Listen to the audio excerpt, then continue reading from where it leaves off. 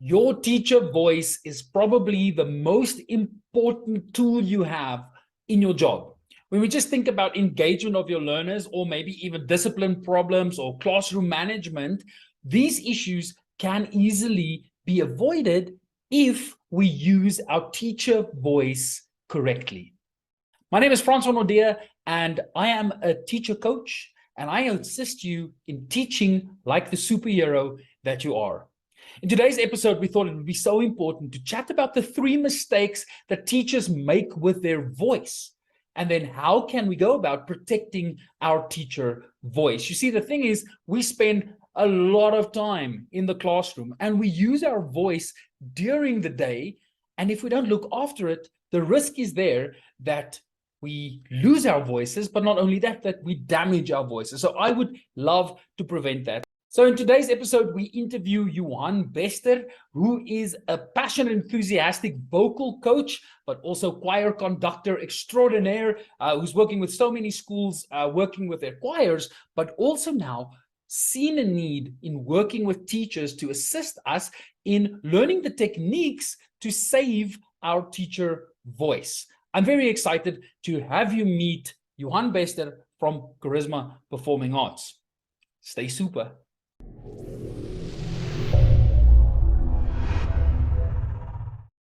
So Johan, everybody knows a little bit about you now, being a vocal coach, training other teachers and training, professionals in the art of singing. But I think it's so important that we discuss what the effects are and how teachers can use their voice efficiently in the classroom. Because I believe fully that a teacher's voice is probably the most important tool in the classroom. When we think about instruction, when we think about how to gain attention and have engagement with learners, when the teacher doesn't use their voice efficiently, it really degrades the lesson. And if you really want people to pay attention, it really starts with your teacher voice. So I would love for you to maybe share with us from your experience, what do you think are the mistakes, maybe like 3 mistakes maybe, that teachers typically make in the classroom when it comes to their voice? Yeah, this is such a huge topic, Francois, and I've been a professional educator for 31 years now. I know I don't look 51, but I am. Yeah, and what shocked me everywhere I went in the world, so I had the privilege to work with choirs and singers all over South Africa, in Namibia, in the United States, and also in Australia, where I lived and worked for 12 and a half years. And the thing that constantly shocked me is that in no country that I know of is voice training part of teacher training. Yeah. And it just blows my mind because like you rightfully said, your voice is the first thing, is your first tool. If you can't use it effectively, we all know what it's like to have that boring teacher or professor at university. Mm-hmm. They just speak on one pitch and it's very hard to stay focused and to take anything in. So I think the main thing that I see with my colleagues and friends in the education field is, number one problem, people just raise their voice above the noise. And this is a big mistake. This is a big mistake. If you have 30 or 40 students in front of you, or whatever number, and they're all busy and there's a lot of noise and we don't realize it, but just gradually during the course of a day, we just start raising our voice. And I can raise my voice. I can speak to a hall full of 1,000 people unamplified and not lose my voice, but I know my voice. I've developed the muscles correctly, right? So I can do that, but most people don't have any knowledge. So all they do is raise their voice. And what that is, in technical terms, is just air pressure slamming onto the vocal folds all day long. I mean, I have friends who were high C sopranos. Those of you who understand music knows that's a really high note for a soprano to sing.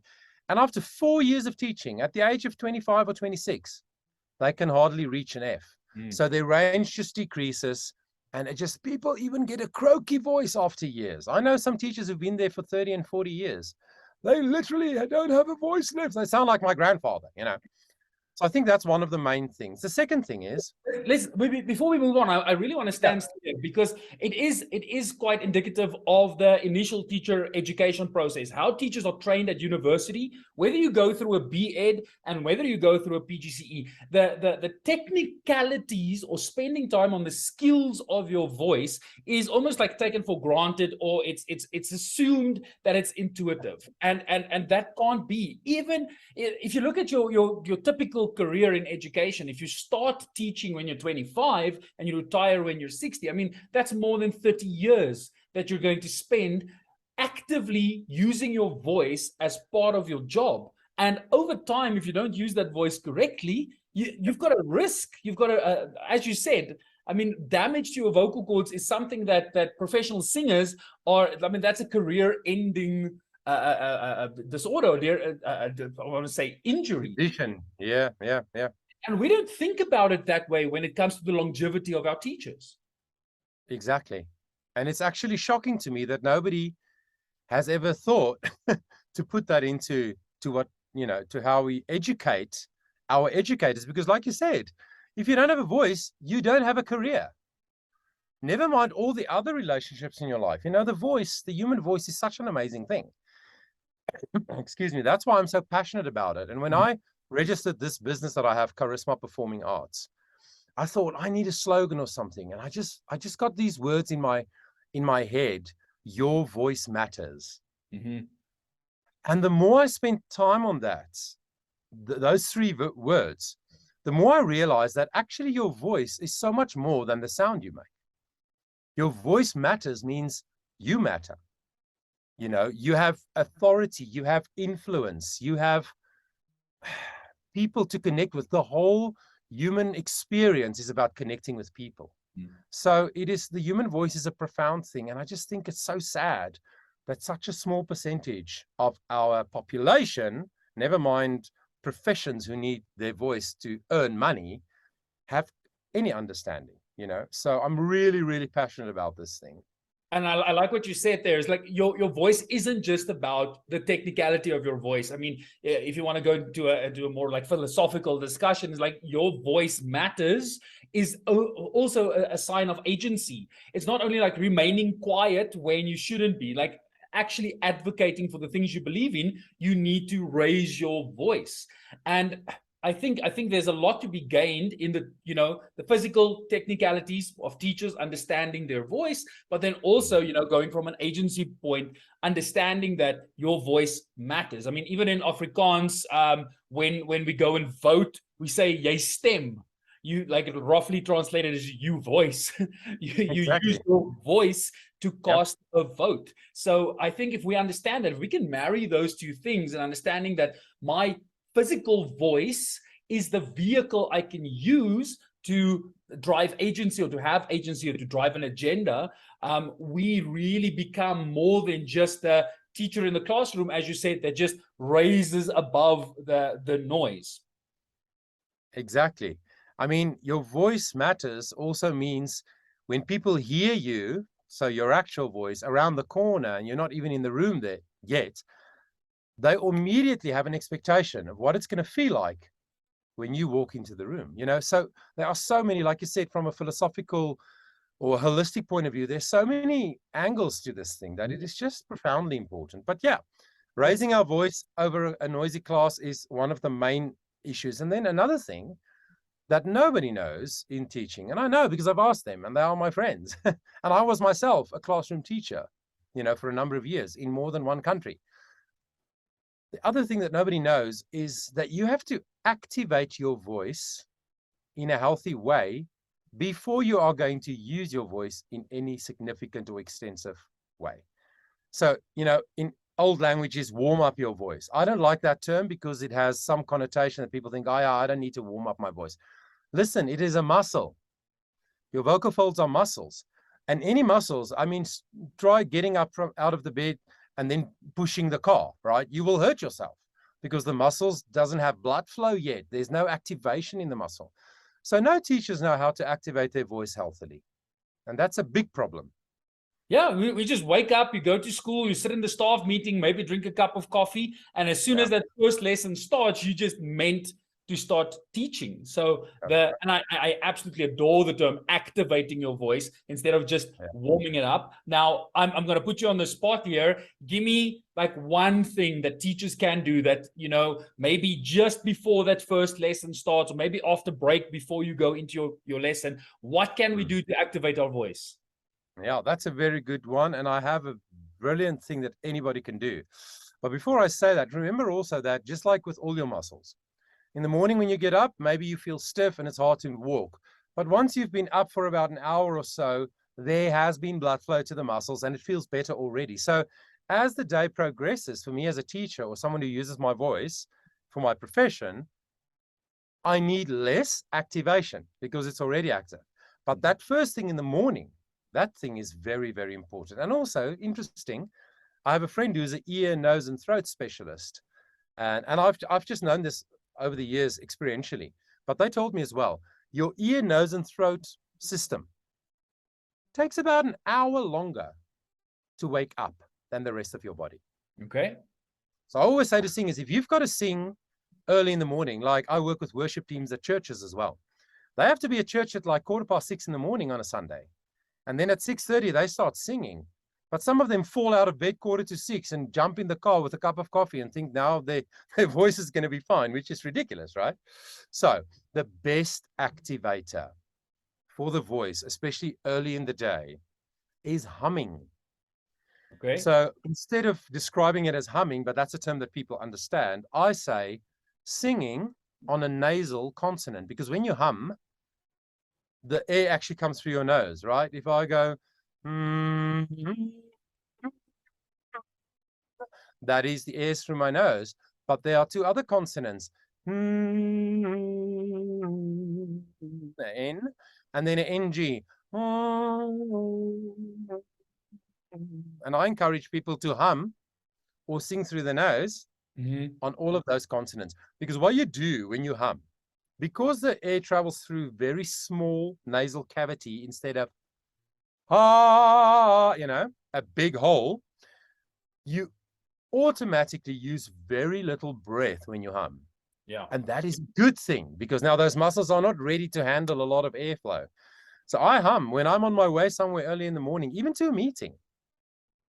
I hum in the car. I just hum any old tune. Play the radio, stream a track in your car and just hum along. Not too high, because high requires stretched muscles. The muscles aren't ready for stretching. That's why I use Twinkle Twinkle as an example. It's got a small range. So something very comfortable, low, very gentle. That is a beautiful activator. So I'm going to go out on a limb here because I want to see some interaction between different concepts in education. The other thing we're worried about is teacher burnout and teacher stress. And I know for a fact that if you hear somebody whistling or you hear somebody humming, that already tells me something about their mental state. There's something happy about them. Humming is a happy thing. Whistling is a happy thing. So if you start your morning off with humming a tune, that already, I believe, is going to elevate your mood. Even when you don't feel like it's like people laughing. If you force yourself to laugh, the first 10 seconds of laughing is going to feel weird and dumb. But once you get into it, it activates and it gets you happy. So I've heard that some of there are songs that elevate your mood more than others. And I believe the top song to elevate your mood and make you feel happy is Queen, Don't Stop Me Now. So how about we hum before you go to school? You hum Queen's Don't Stop Me Now, and you warm up or activate your voice, but you also get yourself in the mood to teach. Yeah. Yeah. So the only problem with that song is it's got a big range. Just saying. But you are so right, Francois. The point is, songs make us feel something. Because any song carries a message. And the message lies in the words. So even if I hum Don't Stop Me Now or whatever song I like, even Somewhere Over the Rainbow, something, a song that you have an emotional connection to, it will most definitely affect your mood. But also, and this is a profound thing that I learned about 2012.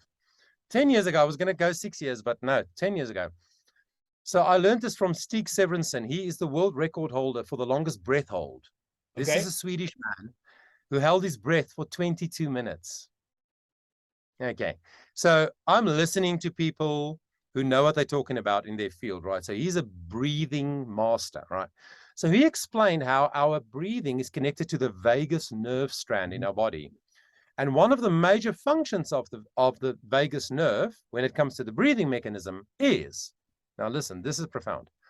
Every time we exhale, every cell in our body relaxes. Okay. So that means the average human being breathes about 27,000 times a day. So that's about 1 million breaths a year. That means I'm almost 51. So I've had over 50 million opportunities in my life to relax myself. But what do? We live a fast-paced life. There's 10 million things going on. Our whole life happens in our hand, and we breathe very shallow. So we have very short exhales, which means we don't relax. Mm-hmm. And here's the thing. What is singing? I heard there was a secret chord that David played and it pleased the Lord. That is an 8-second exhale. Yeah. So singing, whether it's humming or words, actually makes you feel better physiologically because you are doing long exhales and your body relaxes. I think that's just profound. No, and the more we understand these things, the better our teaching is going to become, and we're going to start enjoying our lives, enjoying our jobs more when we start doing this. I was at a conference in July this year, and one of the speakers had the audience start singing a song at the end of their talk, and I'm like, oh, this is very gimmicky. This is like, okay, let's everybody start singing. But I promise you, within the first 10 to 20 seconds of everybody singing, you could just feel the vibe in the room. Absolutely. Changing. Yeah. We Totally. need to start understanding how our bodies work and why, because songs and music has been part of human development since the start.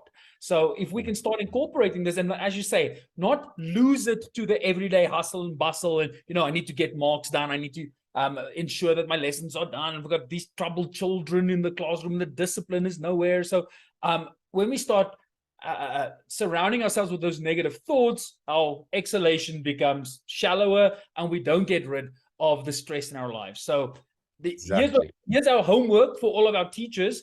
First thing in the morning, you need to start humming a tune that's going to lift your spirit and activate your vocal cords. I'm very excited about that. Exactly. Give us another thing that people and teachers especially make mistakes with when it comes to their voice. Yeah, so I think the main thing is not activating the muscles like we just discussed. Mm-hmm. And the second main thing, like I also mentioned, is don't raise your voice, because if you don't do it skillfully, you will hurt these. Did you know that the average female vocal folds, you have 2 vocal folds behind your larynx. The average female vocal folds are 10 to 12 millimeters long. Okay. That's it. The average male between 12 and 25, right? So it is a tiny, tiny little muscle. If you go, if you do that kind of sound, you are putting so much pressure on those very tiny little muscles, and you can. And this is not a scare tactic. I'm so passionate about it that I want to share it with people. You can irreversibly damage your voice. I know a person who screamed at an athletics meeting like we all did when we were at school. And they had a hoarse voice like everybody does at the age of 10, and they never recovered. They're an adult now and they still have a hoarse voice. So the third thing I just want to say about the raising, we must learn, people. We must learn to wait for silence and to have techniques to get the class to lower their volume before we speak to them. I mean, Francois, I'm sure that's part of your teaching toolkit as well, but Absolutely. Man, I can't. When I coach teachers, this is a very important thing, is that when we speak about like the ambient noise within a classroom, as you said at the start, it's like there is ambient noise, but what happens is gradually over time, that baseline noise increases. The best example of this, and I learned this from Professor Henning at the University of Johannesburg. She was also my PhD supervisor. And she mentioned this so many times, is when you go out for dinner at a restaurant and you start having a conversation with somebody, if you struggle to hear the person on the other side of the table, your instinctive reaction is to raise your voice. And then what happens is they start raising their voice as well. The people Correct. sitting next to you, now they're having, you are basically becoming the ambient noise to them. They need Yep. to start raising their voice in order to be audible. And then what happens if we start competing is this arms race that happens with who can speak the loudest. And before you know it, you've got these absolute like loud restaurants that you eat in.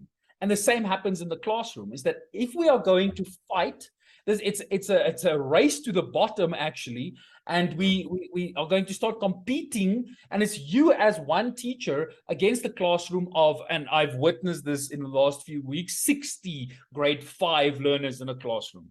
If there's no chance that you, the teacher, is going to win. So I love what you mentioned here, is that let's see if we can't find ways that we can do the, find the contrast between the loud noises of the classroom and see how we can't bring that ambient noise back down to zero.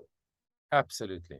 And there are ways. And I mean, it's easy for me to say after 30 years in education. In the beginning, I also, because I have a big voice, I also just raised my voice, just try to scare them into submission, which was a bad idea. But again, if we teach teachers these things as they learn how to become an educator, oh my gosh, it'll change the world. I presented this course of mine that I've devised for teachers. The first school I presented it at, the principal came to me afterwards and she said, Johan, her eyes were wide like this. She said, every teacher in South Africa needs this. And I said to her, I know, you are right. That's why you and I are here, Francois, to talk about these things so that we can let more people know that there are actually resources, there are actually courses and workshops and stuff that can change your life.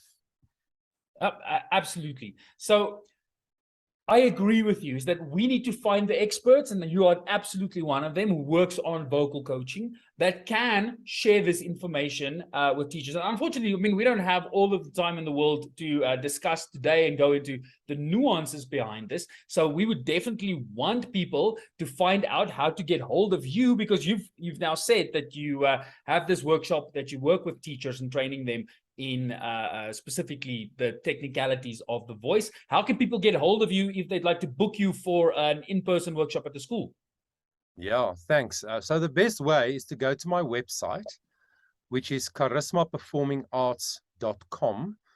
Charisma with a K. I'm sure it'll be in the notes somewhere of the podcast. Yeah, I'll put it down in the description. Yeah. So charismaperformingarts.com is my website, and there are several pages there where people can check out all the different things that I do. I obviously coach singers. I take singers into the studio. We record songs. I work with school choirs. I work with teachers. I have coached, people